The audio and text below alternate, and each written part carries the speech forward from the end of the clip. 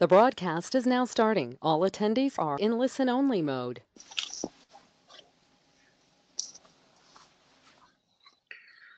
Good morning and good afternoon, wherever you are. Welcome to the OSG webinar titled Maximizing Portfolio Profitability, Understanding Your Customer's Lifetime Value. My colleague and speaker today is S.V. Rangan, who serves as a global advisor for financial services at OSG. I'll take a minute or so to introduce him and introduce myself, and then move on to quickly having Rangan set up for us a dialogue around what he sees as some key problems and how we might go about solving those. So first, our speaker is the esteemed CEO for IFG Worldwide Limited, with more than 25 years of experience in financial services with companies like Citigroup, MetLife, and AIG. His experience spans across insurance companies, retail banking, and wealth management. He has served as the president at AIG's international life business, part of the senior leadership roles at MetLife, included as a CEO for EMEA. He was head of marketing, distribution, and employee benefits for international business for MetLife.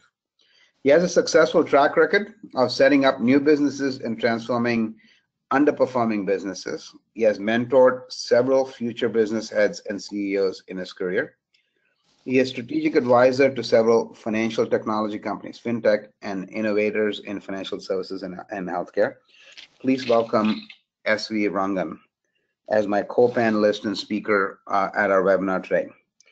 To all others, I want to introduce myself very briefly. My name is R. Sukumar. I'm the Chief Executive Officer for OSG. Our website is osganalytics.com, so www.osganalytics.com. My experience and expertise spans consulting across a number of industry verticals. I was an academic for more than 25 years after I completed my MBA and PhD in marketing and analytics. Prior to that, I was a mechanical engineer and completed my industrial engineering degree out of Yale University, and my undergraduate degree from the Indian Institute of Technology in India. I've taught at a number of business schools and served as an academic dean, and participated also as a speaker in a number of speaking series. I'm going to pose my first question to our esteemed guest today, Mr. Rangan, and would love to hear from him, having worked extensively with global financial services, to talk a little bit about the challenges these companies face today in a highly evolved, customer-driven market where things like robotics and high-tech devices produce a lot of data. What are some of those challenges, Rangan, and how do you go about trying to make sense out of it? Thanks, Dr. Sukumar, and for the introduction and the question. I think, the financial industry is undergoing a 360-degree change today. The internet, social media, and if you look at customers, the advent of the millennials, it has changed the whole scenario. The new customer is more demanding, wanting simplicity and convenience. And at the same time, if you really look at competition, there are lower barriers to entry because of the new access methods that are there. If you take your smartphone, for example, it is actually what has led to the dematerialization of the market, the way I look at it. The phone is the bank, the phone is the insurer, the phone is the pension provider, all rolled into one. The players in the financial services are caught in a bind as they have to support customer demands on one side, while their systems are actually built on dealing with some legacy systems which were built in the 70s and the 80s. So this sort of increased competition has actually obviously puts pressure on cost, and not only so the companies not only have to figure out how do they increase the revenues, but also how do they bring down costs. And so what becomes important is smart acquisitions become important, and retention becomes important, and all this can be achieved only through improved customer experience. So let's not forget that the cost of acquiring new customers is about 5 times the cost of retaining one. And the cost of acquisition obviously is a write-off if the customer doesn't stay back with the company.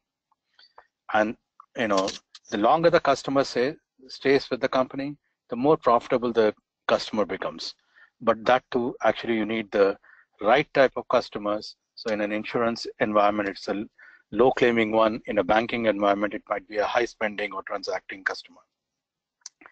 So at the same time, I talked about convenience and simplicity. So most of these customers, they might leave for competition when they look at all these new wave companies coming in with some better technologies, better understanding of what they need.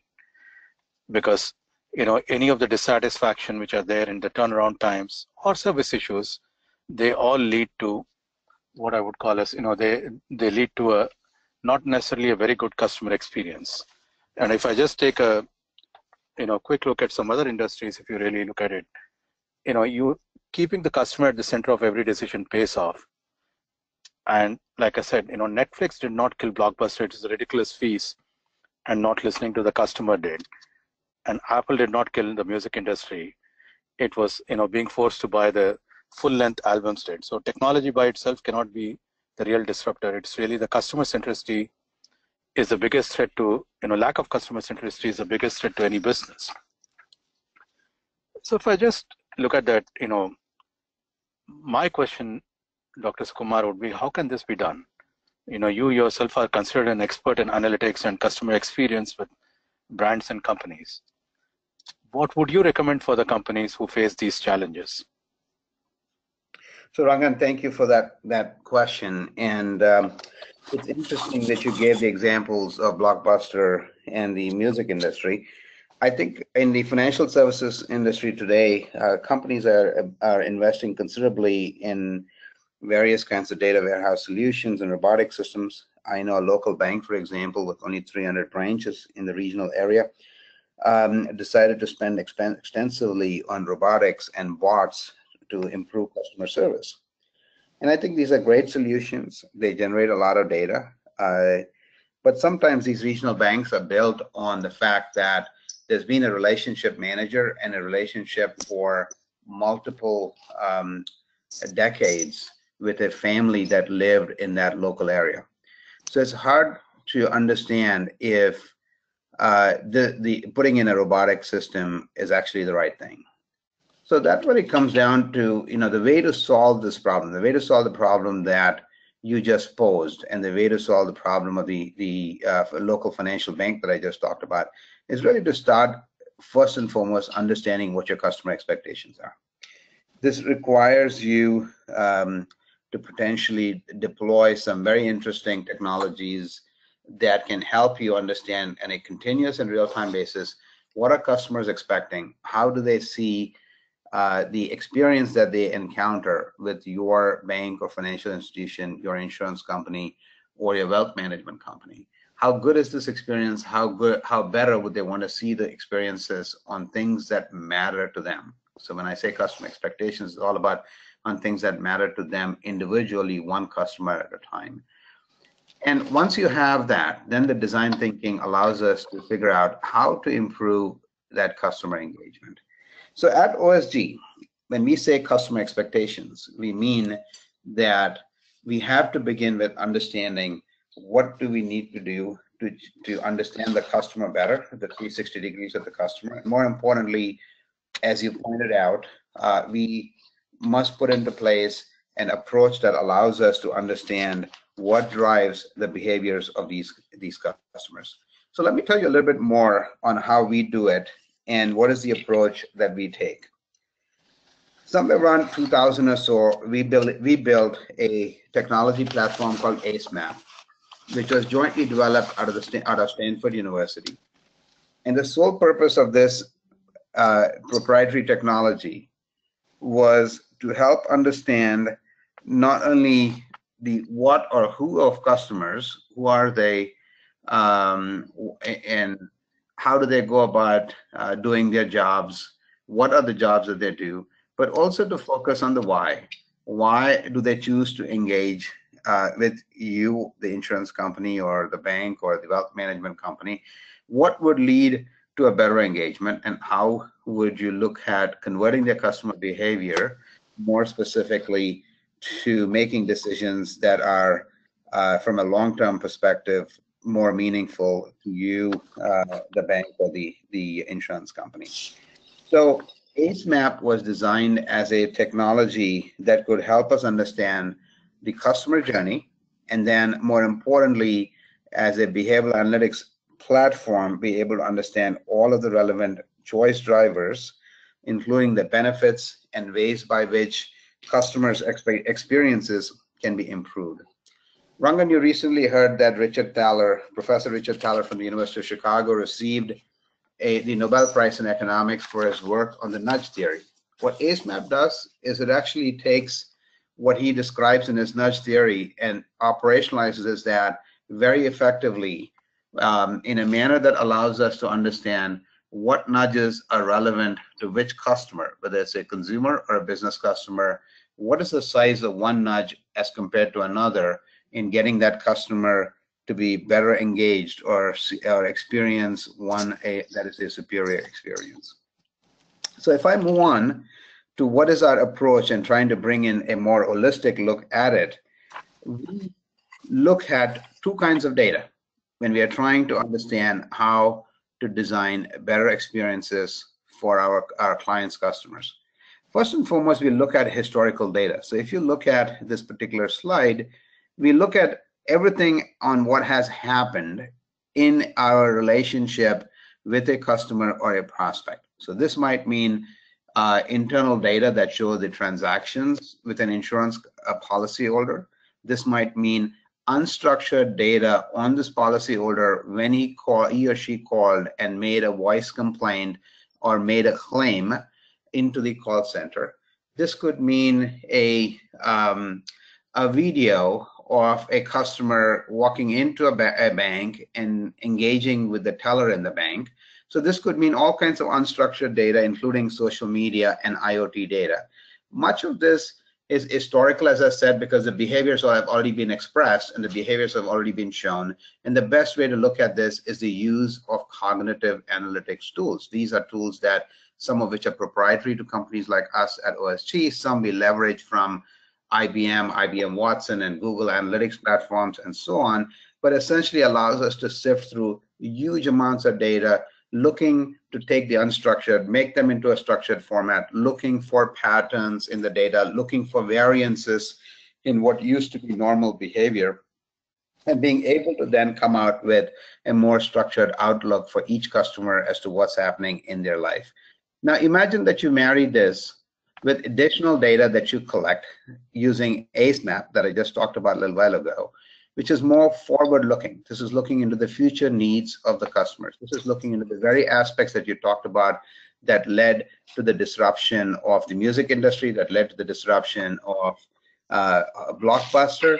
This is looking into those specific jobs and outcomes that customers are looking to accomplish and the constraints that they have from experiences and services that they today get from the banks and the insurance companies and the financial services companies. Now marry the two forms of data and you begin to quickly see that you can achieve tremendous insights, because you could segment the customers, you can look at them one individual at a time, you can create cohorts of them to see those who behave in a similar fashion and what are the variances between and across groups. And very soon you start to develop both predictive and prescriptive approaches to leveraging this data and designing actionable interventions that will allow you to look at each customer one at a time and be in a position to decide how you want to invest in each one of them, what kinds of investments will best engage them and have them experience a very superior relationship with you. So Rangan, I hope our approach there makes sense to you. And I know when I talk about investments, there's a very common terminology, and I want to turn it over to you to get your perspective on this. No, that's great, Sukumar. It's very fascinating to listen to you talk about the entire, gamut and of what you go through and the processes. I guess given everyone is in financial services, finally it comes down to the numbers and what it means to the revenues and the profit of an organization. So I guess we look at this whole concept of customer lifetime value, and it's really about net profit generated by the customer during his or her lifetime association with an organization. So this is an example that is there. It's just taken from one of the health insurance sort of example. That's why you see clinical risk modeling and lifestyle risk modeling, which are there. And so one thing over the last 25 years, one thing that has stood out for me within financial services domain is that not all customers are the same. Their contribution to revenue, as I mentioned right at the beginning, and the cost to acquire them or retain them vary. So it's absolutely the imperative is all the things that you talked about, that businesses must identify. Number one, the segmentation that you need to do is to get the right acquisition and the right retention strategy for all the customers that are there. And designing a marketing strategy without sufficient understanding of the revenue cost impact of each customer is like shooting at a target blindfolded. So uncovering the economic value of each customer, what we call a CLTV or the customer lifetime value, is an effective first step to efficient marketing, and also,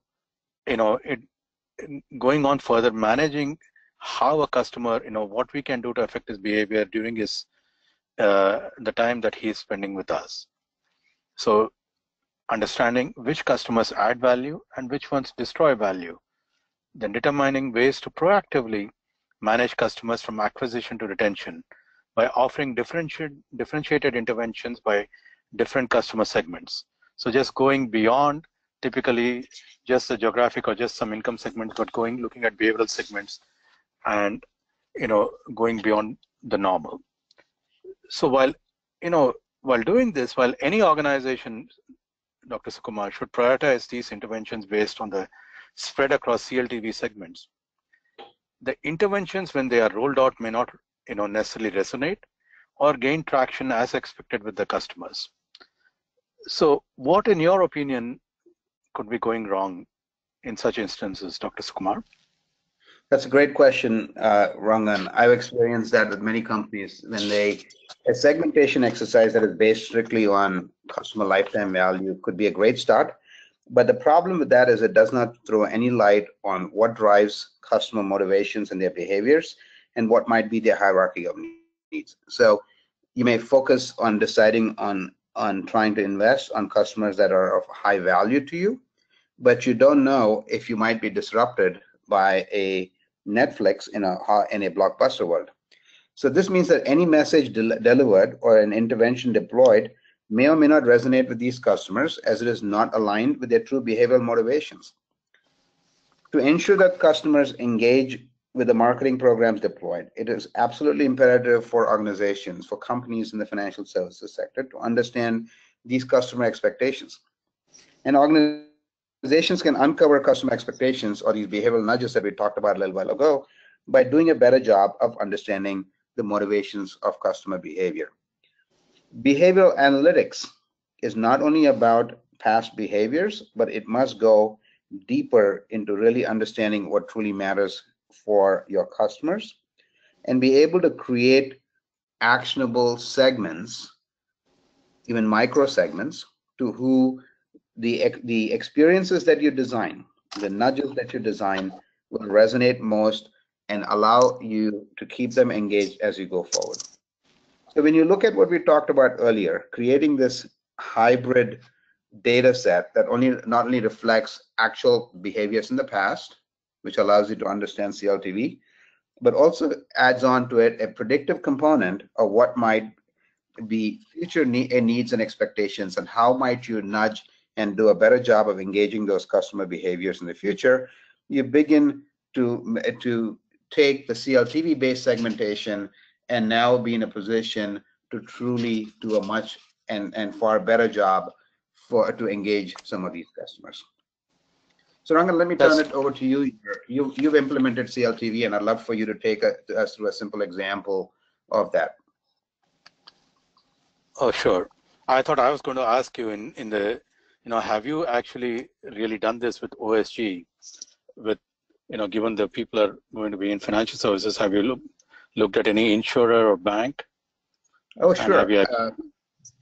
We've done this for several clients, and let me take you through this example that we have right staring in front of us, which is a wonderful case study of an insurance company that used the CLTV-based approach initially to segment their customers, and then moved on to apply behavioral analytics using ACE map to better understand how to engage their customers. So when we worked on this, um, we were first given a lot of very interesting historic data. It was quite a bit of a challenge, as the data were not in a single place or a single area, and we had to use multiple approaches to be able to pull all of this information together. So we worked for a global health insurer who provided us with bits and pieces of different information.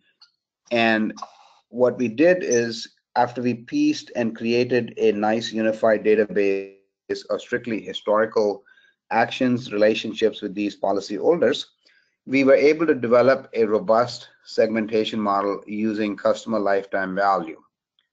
We also did various kinds of clinical progression models and build a predictive tool to understand the probability that this insurer might lose a policyholder. In the process of doing that, we looked at two simple axes, as you can see on this slide: the understanding of the probability of lapse on the horizontal axis, and on the vertical axis, we looked at CLTV, customer lifetime value. This created for us 4 quadrants, and you can see we described this by very articulately and statistically dividing them into 4 quadrants. There were more than 2 million policyholders who are plotted on this, and we were able to create these 4 quadrants. On the upper northwest, we could see customers who are high CLTV but had a low probability of leaving. This is a gold mine. This suggests that these are customers who proactively initiate on wellness programs and reduce clinical claims and are very engaged with their insurance company. On the other hand, you may also see customers with a very high customer lifetime value, but also a very high probability of leaving. This would be suggestive of customers who are probably young and restless, need some intervention, such as driving better engagement with them, reduce the lapse rate, and create messaging that would allow us to keep them together. Now, there are customers with low customer lifetime value and a high lapse, and you might make a decision, like in that southeast quadrant, that these customers are not worth keeping. These customers are policyholders that are probably well-deserved for us not to engage with. And finally, the 4th quadrant there, the southwest quadrant, would also require appropriate interventions. Now, if you go to the next slide here, Rangan, we built this application into our big data platform, and we're able to leverage these and take it to a high degree of personalized interventions with each individual policyholder, defining for the call center, as they made outbound calls to renew policies, not only the various the CLTV position of that customer, the clinical risk, the claims risk, the lapse risk of this customer, and then on the basis of that, our predictive algorithms and models provided the right kind of strategy and communication that had to be given to this customer, depending on whether this customer is a high value customer that is likely to lapse, or a high value customer that has a low probability of lapsing, or the other way around, as in some of these examples here, where you may have a medium CLTV but a high lapse risk. So strategies are built and executed. And let me tell you what happened here, Rangan. This company, this global insurer, had a churn rate of about 25%, and a number much higher than that on first-time policyholders at the end of the first year. We were able to, through the use of these nudges that were built on our behavioral analytics platform, we were able to drop that down to 5%. That was a considerable amount of retention, and retention of those customers that were highly valuable and ones that made sense to keep, but ones that began to get engaged because the experiences that this company drove were powerful and meaningful. So let me, sorry, go ahead. So Dr. Sukumar, what I see out here is, what I like out here is the fact that you've been able to translate what looked, when we started this whole conversation, was a fairly complex concept into almost an actionable thing, which is at a call center level. So it's sort of transcended from there. So it's very practical. It's very, doable from an implementation perspective. Would you agree with me on that? I completely agree with you. We've been able to understand our portfolio of customers, and we've been able to design and develop good insights, powerful intelligence, and more importantly, interventions that led to generating outcomes for our client. Okay. And it's this, you've taken an example of a health insurer, but how applicable are what you talked about to banking or wealth management or any other, industry which has got, advisors or distribution folks who might be there? Absolutely wrong. And if time permitting, I could have taken you through examples of every one of those industry verticals. Even in the case of wealth management companies, where you have a financial advisor who is that intermediary before they reach out to the end client, the high net worth or ultra high net worth customers. It's the same process, Rangan. It's the same process. It's all about understanding not only in this case your end consumer or customer, but also the financial advisor, because that makes up the entire value chain. That makes up the entire customer journey. It comes down to understanding what data you can collect at every stage of that journey, that some of which is historical and some of which is forward-looking in terms of the behavioral nudges that we talked about using our behavioral analytics platform called AceMap. Thank you, Sukumar. Well, at this point, we would be happy to open it up for any questions. Thank you, Dr. Sukumar. We have a couple of questions. The first question is, you had mentioned AceMap. Can you share with us some technical details on how AceMap works? Absolutely. Thank you for that question. And as we move forward, I also want to thank my guest speaker and financial advisor to the firm, SV Rangan.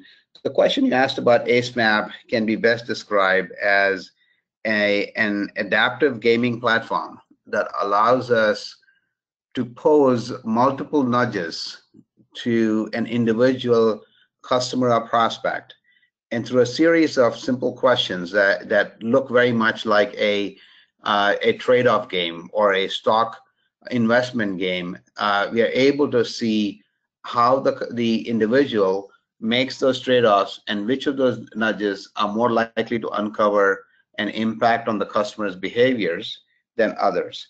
So as these individual trade-offs are being made and the options are being placed, an algorithm, a highly sophisticated statistical algorithm continues to run in the background, allowing us to understand which nudge is valuable to this individual and how much of an impact does one nudge make over another in getting this particular individual's expectations better understood, and experiences can then be designed on those aspects of those needs that are more important to that particular individual. A lot of personalization can be done using AceMap as a very sophisticated tool. It operates in real time, and the algorithms are very powerful.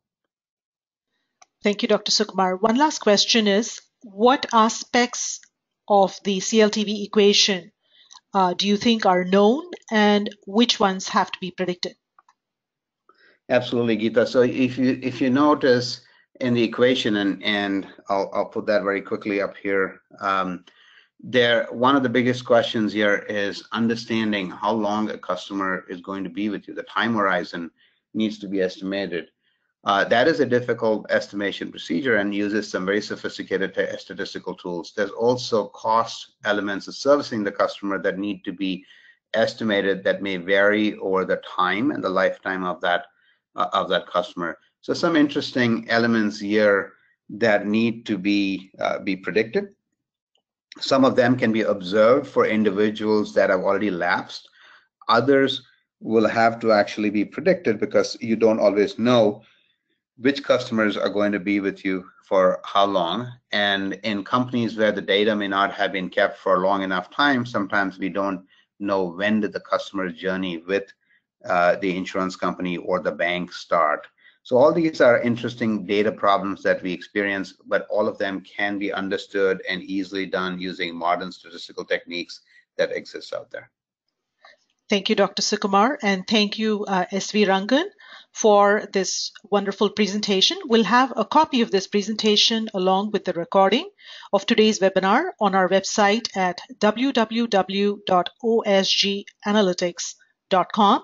You see the names of Dr. Sukumar and SV Rangan on your screen with the contact information. So you can contact us if you have to have further discussions. With that, we thank you for your time today, and we wish you a very happy rest of the day. Thank you.